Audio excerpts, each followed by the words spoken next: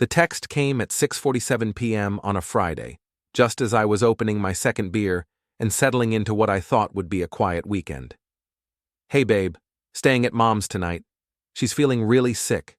Don't wait up. Love you. Before we dive deeper into this story, I have one small request. Please subscribe, drop a like, comment, and hit that hype button to boost this channel so more people can discover these incredible Reddit stories. I stared at the screen of my phone, sitting in my worn leather recliner in our suburban Des Moines living room. Warren Hale, 41 years old, supply chain supervisor at Midwest Distribution, and apparently the biggest fool in Iowa. Because here's the thing about my wife Tessa's texts. They'd gotten real convenient lately, real specific about things that didn't need specifics, and real vague about things that did. She's feeling really sick. Not, mom has the flu, or mom threw out her back, just sick. Like Tessa was reading from a script she'd written in 30 seconds. I took a long pull from my Budweiser and looked around our house. Tessa's event planning certificates on the wall, her collection of fancy candles that cost more than my work boots, her stack of bridal magazines even though we'd been married 8 years. Everything perfectly arranged, just like her lies. My phone buzzed again. This time it was Pete from next door. Warren, you might want to check your driveway security camera from about 20 minutes ago. Pete Rodriguez was the kind of neighbor who noticed everything and minded his own business until someone asked. Good guy, worked construction, had a beer with me most Friday nights when Tessa was wherever Tessa went these days. I pulled up the camera app on my phone. There was Tessa at 6:15, loading an overnight bag into her Honda Civic. But she was dressed like she was going to dinner at the Ritz, not to take care of her sick mother. Black dress, heels, the works. She even checked her lipstick in the car mirror before backing out. The beer suddenly tasted like metal in my mouth. I called Mrs. Baird. Tessa's mother picked up on the second ring, sounding perfectly healthy and confused as hell. Warren, what's wrong? Is Tessa okay? She's fine, Mrs. Baird. She told me she was coming to take care of you tonight. Said you were feeling really sick. Silence. Then, Warren, I haven't talked to Tessa in 2 weeks, and I feel fine.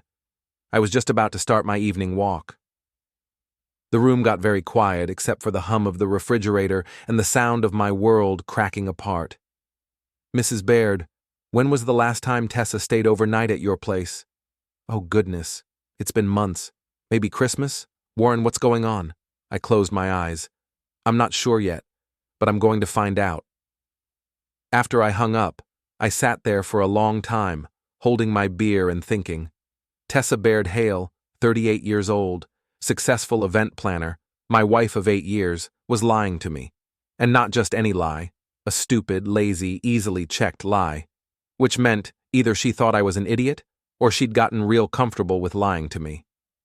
I was betting on both. My phone rang. Tessa. Hey babe, just wanted to check in. Mom's sleeping now. Probably won't answer if you call the house. That's thoughtful of you, I said. Real thoughtful. How's she feeling? Oh, stomach bug. She can't keep anything down. I looked at my phone. Mrs. Baird had texted me a photo from her evening walk, a selfie with her neighbor's golden retriever. Timestamp, 7:23 p.m. That's rough, I said. Maybe I should bring some soup over tomorrow. No! Tessa's voice got sharp, then fake sweet again. I mean, she doesn't want to get you sick too. I'll take care of everything. I'm sure you will. Sleep tight, Tessa. After I hung up, I opened my laptop and started looking through our shared credit card statements. Call it a hunch, call it finally paying attention, but I had a feeling Tessa's sudden devotion to her perfectly healthy mother wasn't a new thing. What I found made me set my beer down hard enough to slosh foam onto my jeans. Hotel charges, dinner charges, all in the last 3 months, all on nights when Tessa had emergencies or work events or sick friends to take care of. The Marriott downtown, Fleming's Steakhouse, the wine bar on Grand Avenue, Even a charge at Victoria's Secret that I sure as hell hadn't benefited from. All on our joint account. All while she was lying to my face. I screenshotted everything and emailed it to myself. Then I started going through her social media, something I'd never done because I'd trusted her. Big mistake. Tessa's Instagram was full of girls' nights and work dinners that looked an awful lot like romantic dates. Fancy restaurants, cocktails, her wearing dresses I'd never seen, and in the background of more than one photo, the same guy. Eli Garner. I recognized him from Tessa's old job at Premier Events. Tall, gym rat build, drove an Audi that cost more than I made in 6 months. The kind of guy who wore cologne to the grocery store and called everyone buddy. I'd met him exactly once at Tessa's company Christmas party 2 years ago. He'd shaken my hand and called me the husband, like I was a piece of furniture. Now he was apparently taking my wife to dinner on my credit card. I finished my beer and opened another one. Then I started making a list. Because Warren Hale might be a fool, but I wasn't a stupid fool. And if Tessa wanted to play games, she was about to find out that her boring, predictable husband had been paying attention after all. The first item on my list, call my lawyer. The second, find out exactly how long this had been going on. The third, make sure everyone knew exactly what kind of woman Tessa Baird really was. I looked at the wedding photo on the mantel. Tessa in white, me in my good suit, both of us smiling like we meant it. Maybe we had back then. Maybe she'd loved me once before I became just another item on her to-do list. But that was before. This was now. And now, Tessa was about to learn that her boring husband had some surprises of his own.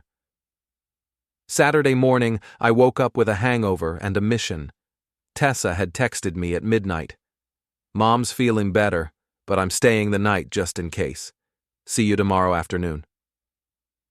Mrs. Baird had posted 3 more photos from her evening walk on Facebook. I made coffee, strong and black, and got to work. First stop, our home office. Tessa kept all her event planning files in here, along with receipts, business cards, and apparently a whole second life I'd never bothered to look at. In the bottom drawer of her desk, under a stack of wedding magazines, I found a folder labeled Personal. Inside were receipts that weren't on our credit card statements, cash receipts, hotel bars, restaurants, even a weekend at a bed and breakfast in Dubuque. All dated over the last 6 months, all for 2 people. There was also a business card for a jewelry store downtown. On the back, someone had written, "For my beautiful T, can't wait to give this to you. Eli." The smug bastard was buying my wife jewelry. I photographed everything and put it back exactly where I'd found it. Then I went through Tessa's laptop. She'd left herself logged into everything, email, social media, even her cloud storage. Either she trusted me completely or she thought I was too stupid to look. Her email was a gold mine. Messages from Eli going back 8 months, starting professional and getting personal fast. By month 3, they were planning business trips together. By month 6, Eli was writing things that made my stomach turn. "Can't stop thinking about last night. You're incredible, T. When are you going to leave him?" That one was dated 3 weeks ago. Tessa's response: "It's complicated. Warren's not a bad guy, just boring. I need more time to figure this out." Boring. 8 years of marriage, and I was boring. I kept reading. Eli pushing her to file for divorce. Tessa making excuses, saying she needed to do this right and protect herself financially. They were planning a trip to Chicago next weekend. Eli had already booked the hotel. On our credit card, of course. My phone rang. Greg, my boss, wondering if I wanted to grab lunch and watch the Cubs game at Murphy's Bar. "Can't today, Greg. I've got some research to do." "Everything okay? You sound like hell." Greg Martinez had been my supervisor for 5 years, but we'd become friends. Good guy, divorced twice, knew the signs. "Tessa's cheating on me." Silence. Then, "Shit, Warren, you sure?" "I'm looking at 8 months of emails planning their next romantic getaway. Yeah, I'm sure." "What are you going to do?" I looked at the stack of evidence I'd already collected. I'm going to make sure everyone knows exactly who she really is. Be careful, man. Don't do anything stupid. Don't worry. I'm not going to hurt anybody. But I'm done being the idiot husband. After lunch, I drove to Eli's apartment complex, upscale place called Riverside Commons, the kind where the rent cost more than most people's mortgages. His Audi was in the parking lot, along with a Honda Civic I recognized. I parked across the street and waited. At 4:30, they came out together. Eli had his arm around Tessa's waist, and she was laughing at something he'd said.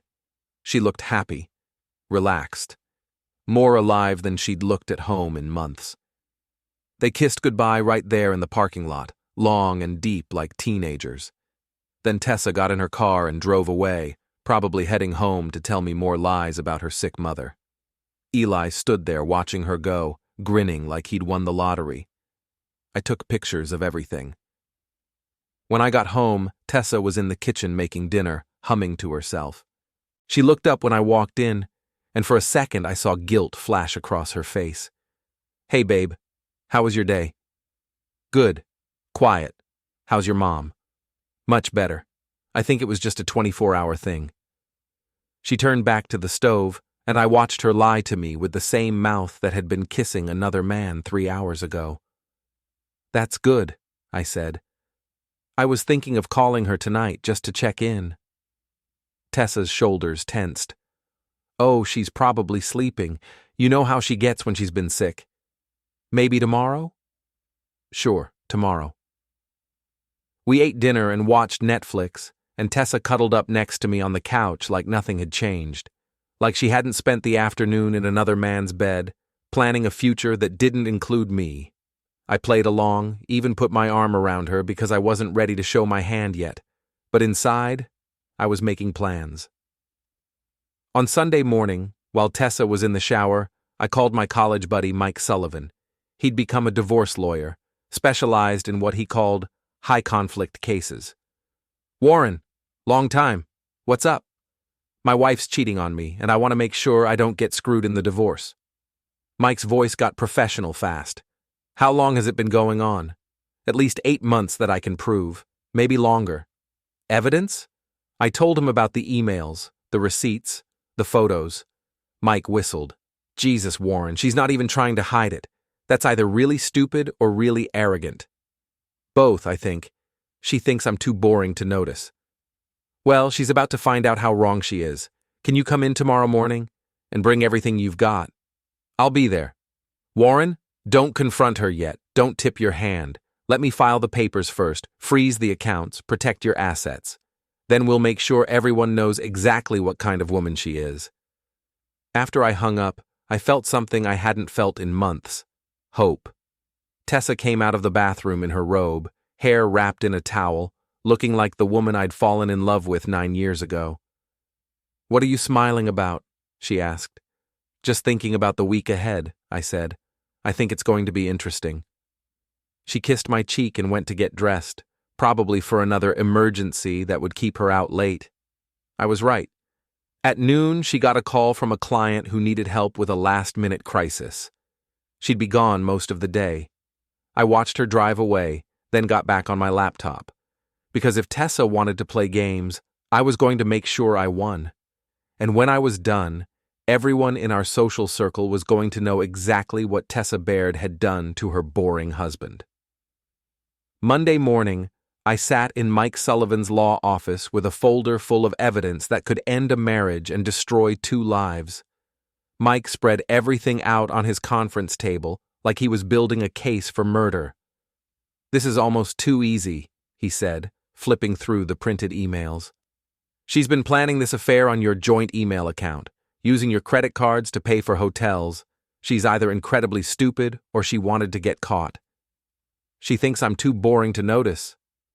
Mike looked up from a particularly graphic email exchange.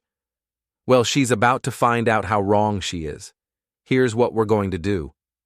The plan was beautiful in its simplicity.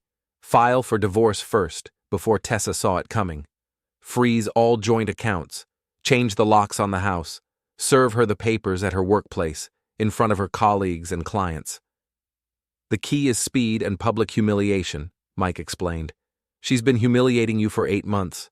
Time to return the favor. What about Eli? Mike grinned. Leave him to me. I know some people who know some people. By the time we're done, his whole social circle will know he's a homewrecker. I signed the papers and wrote Mike a check. As I left his office, I felt lighter than I had in months.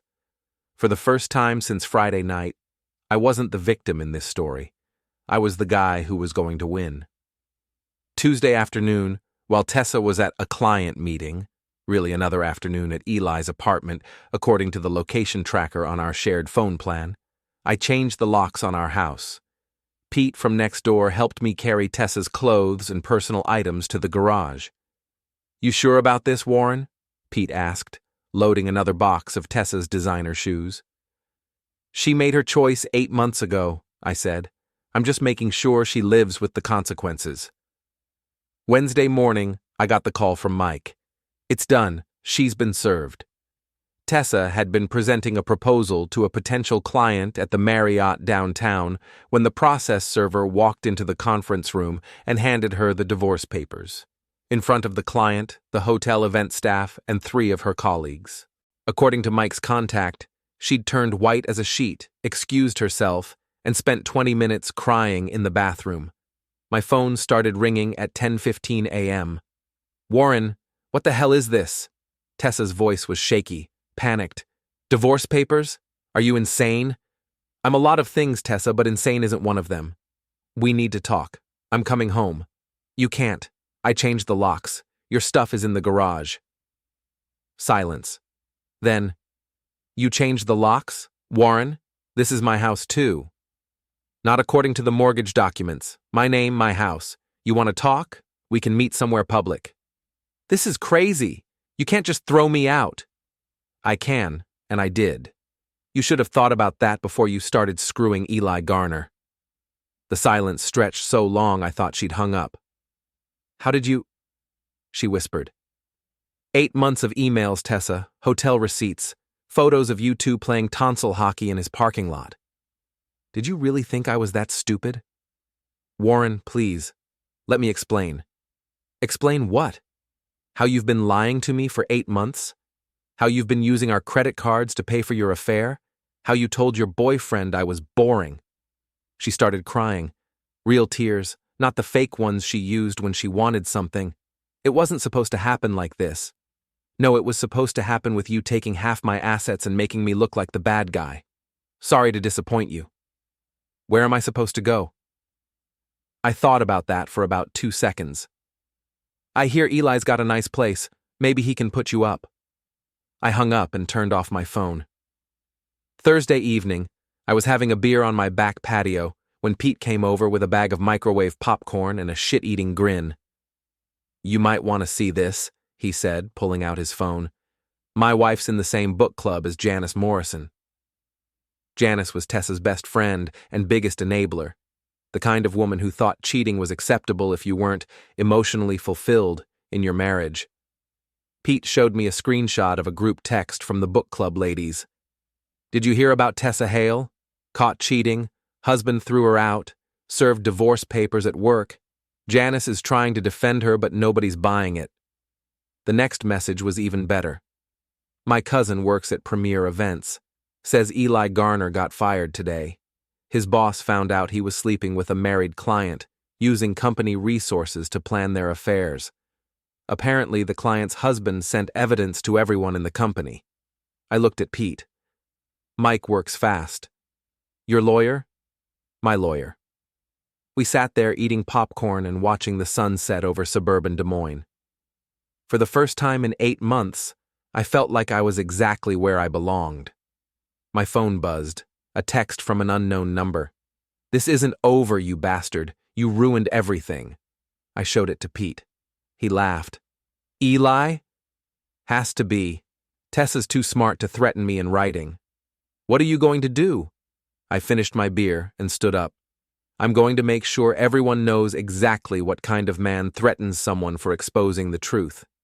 Because Warren Hale might have been boring, but he wasn't done yet. Not by a long shot. And Eli Garner was about to learn that some boring guys had very creative ideas about revenge. Friday morning brought the kind of chaos I'd been hoping for. My phone had 17 missed calls from Tessa, 12 from numbers I didn't recognize, and 1 from my mother-in-law. I called Mrs. Baird first. "Warren, honey, what in the world is going on? Tessa showed up here last night crying, saying you threw her out and froze her credit cards." "Did she tell you why?" Silence. Then, "She said you had a misunderstanding." "Mrs. Baird, would you like me to email you the evidence? 8 months of emails between your daughter and her boyfriend, planning their affair on my credit card?" More silence. Mrs. Baird was a tough old bird who didn't tolerate nonsense from anyone, including her own daughter. "Email it to me," she said finally. "I want to see for myself." I sent her everything. The emails, the receipts, the photos. An hour later, she called back. "Oh, Warren, I'm so sorry. I had no idea she was capable of this." "Neither did I." "She's not welcome here. I won't harbor a cheater under my roof." "Where is she now?" "I sent her packing this morning. Told her to go stay with her boyfriend since she likes him so much." I almost felt sorry for Tessa. Almost. That afternoon, I got a call from Greg asking if I wanted to grab a beer after work. We met at Murphy's Bar, our usual spot, but it was clear this wasn't a social call.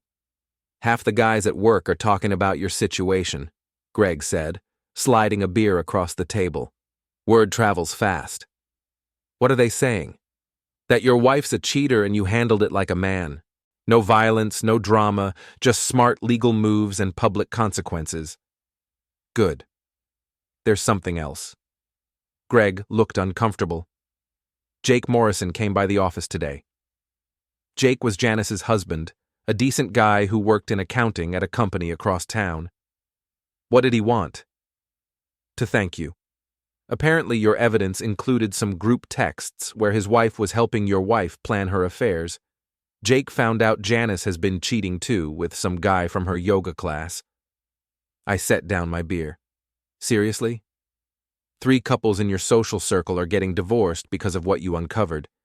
Jake, you, and apparently the Hendersons.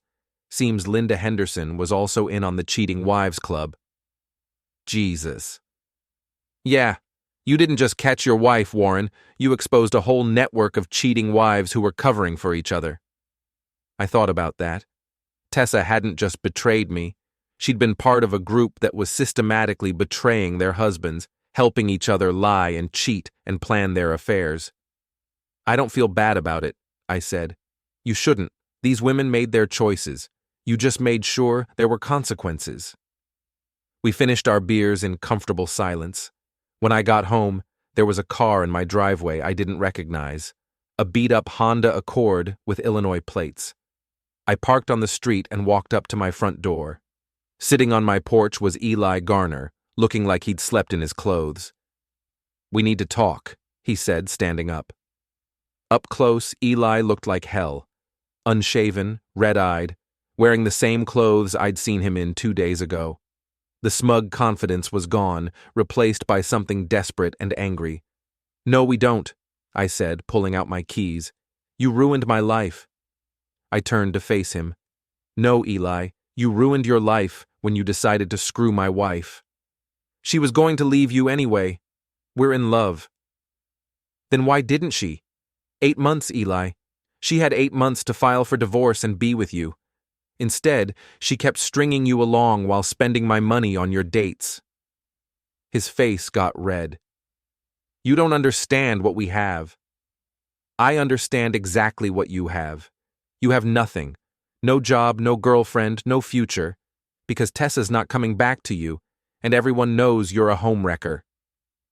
"This isn't over." I stepped closer to him, close enough to smell the alcohol on his breath and see the desperation in his eyes. "Yes, it is.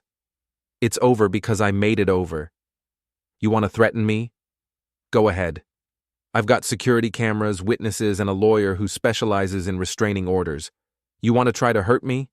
I've got nothing left to lose and all the evidence I need to destroy what's left of your reputation." Eli stared at me for a long moment, and I saw something break behind his eyes. The realization that he'd lost everything for a woman who'd thrown him away the moment things got difficult. "She said she loved me," he whispered. "She said she loved me too. Tessa says a lot of things, doesn't make them true." He walked back to his car without another word. I watched him drive away, then went inside and poured myself a whiskey. My phone rang. "Tessa." "Warren, please, we need to talk." "We are talking. In person. I'm staying at a motel on Fleur Drive. Can you meet me?" "Why would I do that?" "Because we were married for 8 years. Because I owe you an explanation." I thought about it. Part of me wanted to hear what she had to say, wanted to understand how we'd gotten here, but a bigger part of me knew it didn't matter anymore. "You don't owe me an explanation, Tessa. You owe me a divorce. Mike will be in touch with your lawyer about the settlement." "What settlement? You froze everything." "That's what happens when you commit adultery. Iowa's not a no-fault state when there's evidence of infidelity. You're going to get exactly what you deserve." "Warren, please. I made a mistake. You made a choice. Every day for 8 months you chose to lie to me, cheat on me, and spend our money on your affair. That's not a mistake. That's a pattern." I hung up and turned off my phone. Saturday morning, I woke up to find my yard had been vandalized. Someone had spray-painted "asshole" on my garage door and slashed 2 of my car tires. I called the police and filed a report, then called my insurance company. While I was waiting for the adjuster, Pete came over with his security camera footage. "Got the whole thing," he said, showing me his phone. "Clear shot of the license plate, too." It was Eli's Honda Accord. I called Mike Sullivan. "How fast can you get a restraining order?" "With video evidence of vandalism by Monday afternoon." "Do it." The police arrested Eli at his apartment Sunday evening. Vandalism, harassment, violation of a restraining order. He spent the night in jail and got released Monday morning with a court date and a criminal record. By Tuesday, everyone in our social circle knew that Eli Garner had been arrested for vandalizing his ex-girlfriend's husband's property. The story got better with each telling. Tessa called me Wednesday night, crying. "You had him arrested. Warren, how could you?" "I didn't have him arrested. He got himself arrested when he decided to vandalize my property. He's not a bad person. He's just hurt. He's a criminal, Tessa.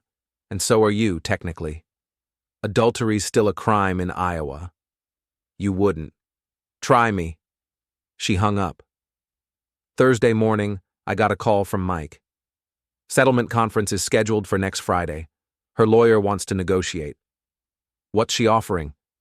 Full admission of adultery, no contest divorce. She keeps her personal belongings and her car. You keep everything else. What about alimony? Mike laughed. With her adultery documented, she's lucky to keep her car. I thought about it. After 8 months of lies and betrayal, Tessa was going to walk away with nothing but her clothes and a Honda Civic. Eli had lost his job, his apartment, and his freedom, and I was going to keep my house, my assets, and my dignity. "Tell her lawyer we have a deal," I said. "You sure? We could probably get her to pay your legal fees, too." "No, I just want it over." Because revenge wasn't about destroying them completely. It was about making sure they lived with the consequences of their choices. And for the rest of their lives, everyone would know exactly what Tessa Baird and Eli Garner had done to their boring, predictable victim, who turned out to be not so boring after all. The settlement conference was scheduled for Friday afternoon at Mike's office. I arrived early, wearing my best suit and carrying a folder with copies of everything, just in case Tessa tried to change her story at the last minute. She walked in 20 minutes late, looking like she'd aged 5 years in 2 weeks. Her hair was unwashed, her clothes wrinkled, and she had dark circles under her eyes that makeup couldn't hide. Behind her came a lawyer I didn't recognize, some kid who looked like he'd graduated law school last week. "Mr. Hale," the kid said, extending his hand. I'm David Chen, representing Mrs. Hale. I shook his hand and sat down across from Tessa. She wouldn't meet my eyes. Mike spread the settlement papers across the table. This is pretty straightforward.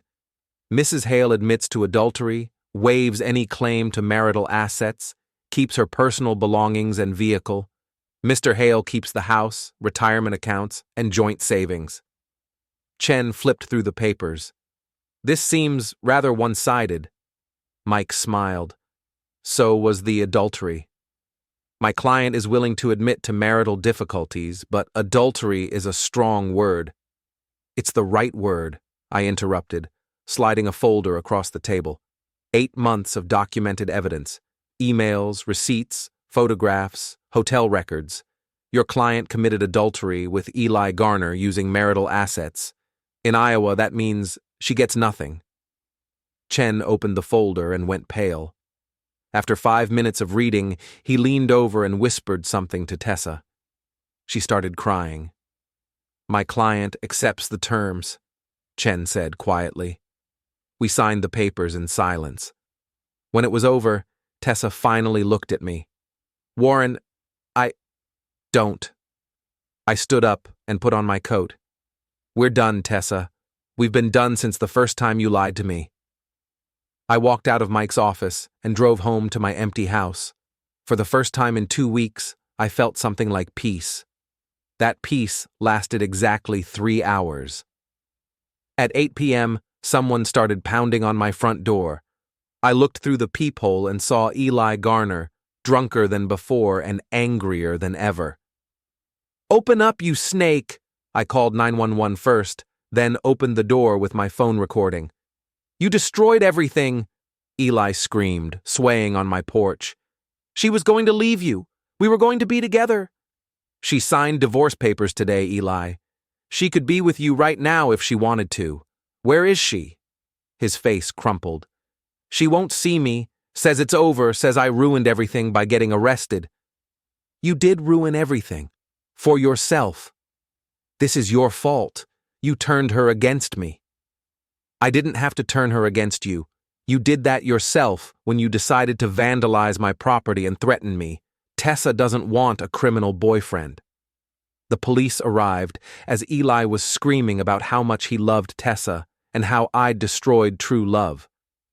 They arrested him for violating his restraining order and public intoxication.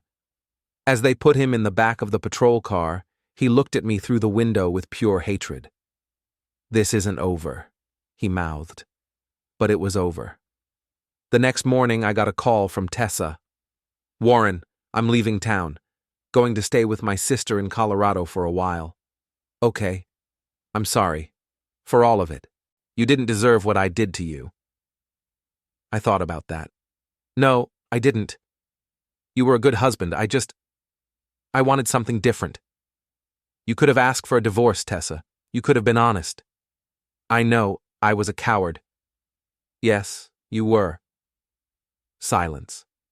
Then, will you ever forgive me? I looked around my house. Our house. My house now. The wedding photos were gone, packed away in a box in the basement. Tessa's magazines and candles were gone too. It looked like a bachelor pad again, like it had before I'd met her. I don't know, I said honestly. Maybe someday, but not today.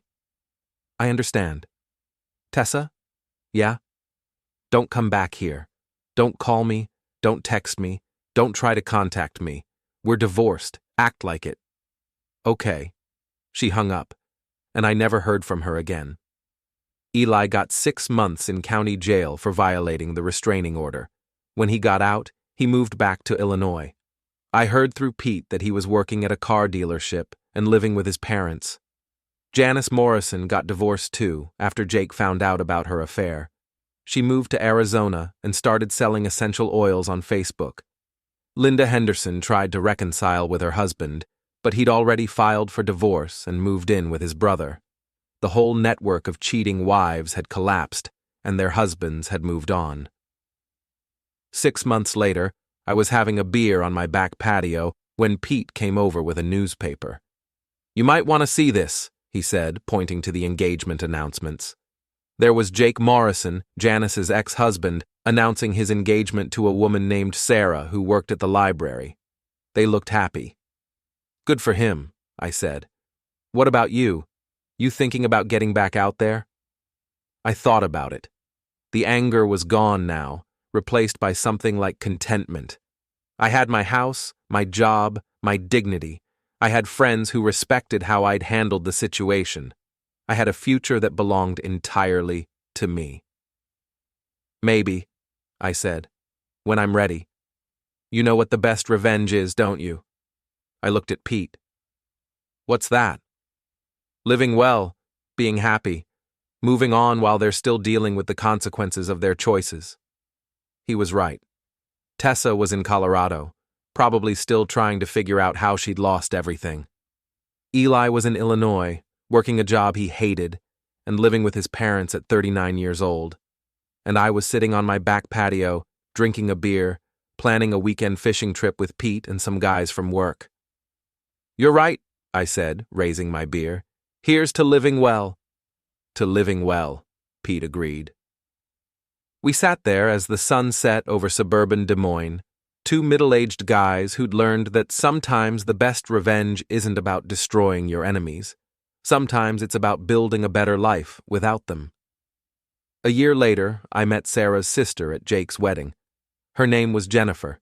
She was a teacher, and she thought my story about catching my cheating ex-wife was hilarious instead of embarrassing. We've been together 8 months now, and she's nothing like Tessa. She's honest, funny, and when she says she's going to her mother's house, her mother is actually sick. Last week, Pete told me he'd heard that Tessa was working at a hotel in Denver and dating a married man. Some people never learn. But that's not my problem anymore.